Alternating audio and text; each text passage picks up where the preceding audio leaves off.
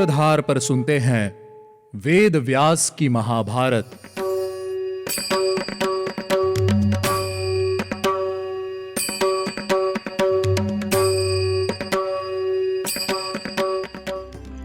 Hello listeners, स्वागत है आपका वेद व्यास की महाभारत में। मैं हूं आपके साथ आपकी सूत्रधार मान्या शर्मा, जो लेकर जाएगी आपको महाभारत के युग में। पिछले एपिसोड में राजा युधिष्ठिर को सूर्य देव से अक्षय पात्र की प्राप्ति हुई, जिसके पश्चात वे अपने भाइयों द्रौपदी और ब्राह्मणों सहित काम्यक वन में निवास करने लगे।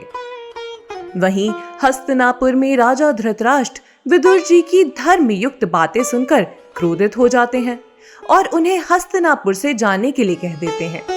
विदुर जी उस समय पांडवों से मिलने और राजा युधिष्ठिर को धर्म का ज्ञान देने के लिए वन में उनसे मिलने जाते हैं। अब मैं आपको बताती हूँ कि राजा धृतराष्ट्र के मन की स्थिति कैसी है। अब राजा धृतराष्ट्र को अपने किए पर पश्चाताप होता है। उन्होंने सोचा, विदुर संधि और विग्रह आदि सभी नीतियों के ज्ञाता हैं। वे बहुत प्रभावशाली हैं। अगर वे पांडवों के पक्ष में हो गए तो उन्हें भविष्य में परेशानियों का सामना करना पड़ेगा। विदुर जी का स्मरण करके वे सभा भवन के द्वार पर आकर सब राजाओं के देखते देखते अचेत होकर पृथ्वी पर गिर पड़े। होश में आने पर वे अपने पास आए हुए संजय से बोले, संजय, विदुर मेरा भाई है, वह साक्षात धर्म है। उनकी याद आने से आज मेरा हृदय अत्यंत दुखी होने लगा है। संजय, जाओ मेरे भाई विदुर का पता लगाओ। मुझ पापी ने क्रोधवश यह क्या अनर्थ कर दिया। तुम जाओ और मेरे भाई को वापस ले आओ। संजय। राजा धृतराष्ट्र से आज्ञा लेकर संजय काम्यक वन की ओर प्रस्थान कर गए। वहां पहुंचकर उन्होंने देखा राजा युधिष्ठिर मृग चर्म धारण करके विदुर जी और ब्राह्मणों के साथ बैठे हुए हैं। राजा युधिष्ठिर से उनका कुशल मंगल पूछकर संजय उनके पास ही बैठ गए। तब उन्होंने अपने आने का कारण बताते हुए कहा, विदुर जी, महाराज धृतराष्ट्र आपको याद कर रहे हैं। आप शीघ्र मेरे साथ चलकर उनसे मिलिए। संजय के वचन सुनकर विदुर जी ने युधिष्ठिर से विदा ली और महाराज के आदेश से शीघ्र जाकर उनसे मिले। विदुर जी के हस्तिनापुर लौटने पर राजा धृतराष्ट्र ने कहा, विदुर तुम आ गए। यह बड़े सौभाग्य की बात है। तुम मुझे भूले नहीं। मैं दिन रात तुम्हारी ही राह देख रहा था। तुम कहां चले गए थे विदुर? ऐसा कहकर राजा धृतराष्ट्र ने विदुर जी को हृदय से लगा लिया और कहा, विदुर, मैंने तुमसे जो सब कहा उसके लिए मुझे क्षमा कर दो। विदुर जी ने उत्तर देते हुए कहा, राजन, मेरे मन में आपके लिए कोई द्वेष नहीं है। मैं तो आपको कब का क्षमा कर चुका हूं। इसीलिए तो मैं आपकी दशा सुनकर शीघ्र ही आपके दर्शन के लिए आया हूं। मेरे लिए जैसे पांडु के पुत्र हैं वैसे ही आपके पुत्र हैं, परंतु इन दिनों पांडव दीन दशा में है महाराज। इस प्रकार अपने मन के भाव प्रकट करते हुए दोनों भाई एक दूसरे से अनुनय विनय करते हुए अत्यंत प्रसन्न हुए। वहीं दूसरी ओर विदुर जी के लौट आने का समाचार सुनकर दुर्योधन बहुत कुपित हो उठा। उसने कर्ण, शकुनी और दुशासन को बुलाकर इस प्रकार कहा, पिताजी का यह मंत्री फिर लौट आया है। विदुर विद्वान होने के साथ साथ पांडवों का हित चाहने वाला है। यह दोबारा पिताजी को प्रेरित करेगा कि वे पांडवों को लौटा लाएं। यदि पांडव दोबारा हस्तिनापुर आए तो मैं जल त्याग दूंगा, मैं जहर खा लूंगा, मैं फांसी लगा लूंगा, अपने आप को शस्त्र से मार दूंगा या फिर जलती हुई आग में प्रवेश कर जाऊंगा। परंतु अब मैं पांडवों को फलते फूलते नहीं देख सकता। शकुनी ने कहा, राजन, तुम भी क्या बच्चों जैसी बातें करते हो? पांडव प्रतिज्ञा करके वन में गए हैं। वे अपनी प्रतिज्ञा कभी नहीं तोड़ेंगे। सभी पांडव सत्य वचन का पालन करने वाले हैं। वे तुम्हारे पिता की बात कभी नहीं मानेंगे, और अगर वे लौट भी आए तो हम हमेशा सचेत रहकर उनकी कमियों को जानकर उन पर वार करेंगे। तभी दुशासन ने कहा, मामा जी, आप जो कह रहे हैं वही सही है। कर्ण ने कहा, दुर्योधन, मेरा भी यही मानना है कि वे वापस नहीं लौटेंगे, और अगर लौट भी आए तो तुम उन्हें दोबारा जुए के खेल में परास्त कर देना। कर्ण की बात सुनकर दुर्योधन को अधिक प्रसन्नता नहीं हुई। उसने तुरंत ही अपना मुंह फेर लिया। तब कर्ण ने रोष से आंखें फाड़कर सभी की ओर देखते हुए कहा, भूमिपालो, इस विषय में मेरा जो मत है उसे सुन लो। मेरी राय यह है कि हमें कवच पहनकर अपने रथों पर सवार होकर अस्त्र शस्त्र लेकर पांडवों को मार देना चाहिए है। इस प्रकार हमारी सभी समस्याओं का भी समाधान हो जाएगा। वे जब तक दुख में घिरे हुए हैं तभी तक में हमें यह कार्य कर देना चाहिए है। मेरा तो यही मत है। कर्ण की बात सुनकर सभी ने उसकी सराहना की और बहुत अच्छा ऐसा कहकर बड़े प्रसन्न हुए। पांडवों के वध का निश्चय करके वे सभी अस्त्रों शस्त्रों के साथ अपने रथों पर सवार होकर नगर से बाहर निकले।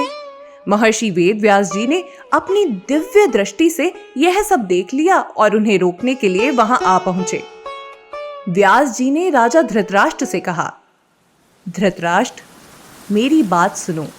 मैं तुम्हें कौरवों के हित की बात बताता हूँ। जिस प्रकार छल से पांडवों को वन में भेजा गया है, मैं उससे प्रसन्न नहीं हूँ। 13 वर्षों बाद पांडव अस्त्रों शस्त्रों के साथ तुम्हारे पुत्रों पर आघात करेंगे। यह सब जानते हुए भी तुम्हारा पापी पुत्र पांडवों का वध करना चाहता है। तुम इस मूर्ख को रोको, कहीं ऐसा ना हो कि यह अपने ही प्राणों से हाथ धो बैठे। अपने ही परिजनों से कलह अधर्म और अयश को बढ़ाती है। अगर तुम्हारा ये मूर्ख पुत्र जाना ही चाहता है तो अकेला जाकर पांडवों से क्षमा मांगे। अगर कौरवों और पांडवों में सुलह हो जाए तो तुम आज ही कृतार्थ हो जाओगे पुत्र। धृतराष्ट्र ने उत्तर देते हुए कहा, भगवन, यह जुए का खेल मुझे भी अच्छा नहीं लगता। मैं तो ऐसा मानता हूं कि विधाता ने स्वयं मुझे खींचकर इस कार्य में लगा दिया है। पितामह भीष्म, विदुर, संजय, गुरु द्रोण, गांधारी सबने मुझे रोकने का प्रयास किया, परंतु मैंने पुत्र मोह में किसी की बात नहीं मानी। मैं यह जानता हूं कि दुर्योधन अविवेकी है, परंतु भगवान, वह मेरा पुत्र है। मैं उसका त्याग किस प्रकार कर सकता हूं? व्यास जी ने उत्तर देते हुए कहा, राजन, तुम ठीक कहते हो। मैं जानता हूं कि पुत्र परम प्रिय वस्तु है। पुत्र से बढ़कर संसार में और कुछ भी नहीं है।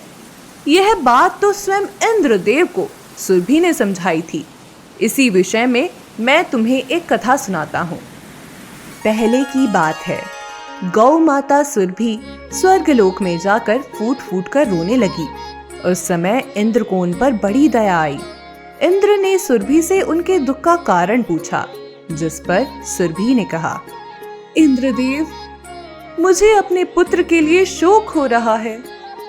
देखो, इस नीच किसान को जो मेरे दुर्बल पुत्र को बार बार कोड़े से पीट रहा है, और मेरा पुत्र पीड़ित हो रहा है। वह विश्राम करना चाहता है, लेकिन यह किसान उसे बार बार कोड़े मारता है। यह सब देखकर मुझे अपने पुत्र पर दया आ रही है भगवान। यही कारण है कि मेरा मन इतना उद्विग्न हो उठा है। वहां 2 बैल हैं, उनमें से एक तो बलशाली है, लेकिन दूसरा निर्बल है। उसकी यह दशा देखकर मैं बहुत दुखी हूं भगवान। इंद्र ने कहा, कल्याणी, तुम्हारे तो सहस्त्रों पुत्र हैं जो इसी प्रकार पीड़ित हो रहे हैं, फिर तुम्हें केवल इसी पुत्र की पीड़ा को देखकर इतना दुख क्यों प्राप्त हो रहा है? सुरभि ने कहा, आप ठीक कहते हैं देवराज। मेरे लिए मेरे सारे पुत्र समान हैं, लेकिन दीन दुखी पुत्र के प्रति मेरे हृदय में अधिक ममता उमड़ आती है। सुरभि की यह बात सुनकर देवराज बड़े विस्मित हुए। तभी से वे पुत्र को प्राणों से अधिक प्रिय मानने लगे। उस समय इंद्रदेव ने किसान के कार्य में विघ्न डालते हुए भयंकर वर्षा की। धृतराष्ट्र, सुरभि ने जो कुछ कहा वह सब सत्य है। कौरव पांडव दोनों ही तुम्हारे पुत्र हैं, परंतु राजन, सब पुत्रों में जो हीन और दयनीय दशा में पड़ा हो उन्हीं पर अधिक कृपा होनी चाहिए है। तुम, पांडु, विदुर सभी मेरे पुत्र हो। दीर्घ काल से तुम्हारे 100 पुत्र हैं और पांडु के केवल 5 पुत्र हैं।